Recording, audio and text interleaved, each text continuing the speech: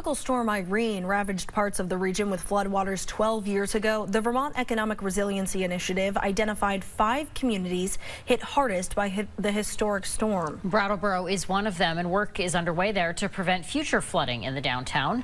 Adam Sullivan explains how it could be a model for the rest of the state. The land where I'm standing right now used to be a floodplain, but over time it was built up due to development. But now, 12 years after Tropical Storm Irene, this floodplain is being restored. The 12-acre parcel along the Whetstone Brook just north of downtown Brattleboro is under construction.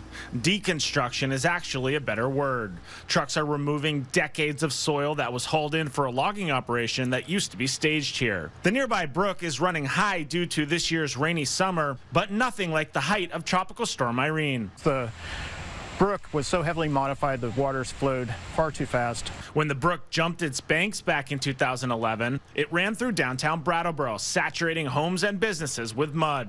The restoration of the floodplain will divert that water upstream in the event of another severe storm. The town is partnering with the Vermont River Conservancy to make it happen. This is right in the center of Brattleboro, one of the most densely developed parts of our town.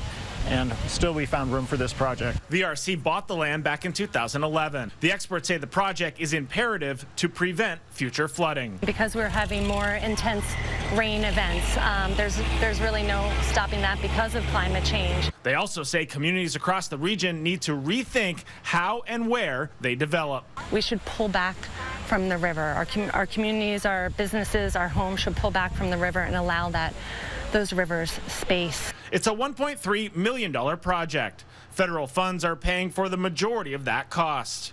A local, state, and federal partnership that the experts say can be replicated in other at-risk communities. Those places like Ludlow, like Brattleboro, like Barre, like Jamaica that really need this and start working towards finding the funding to do the work.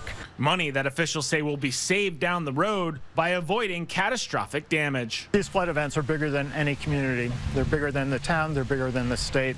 We all have to work together. Most of the project will be completed by November of this year, with some additional planting to take place in the spring of 2024. Reporting from Brattleboro, Adam Sullivan, Channel 3 News.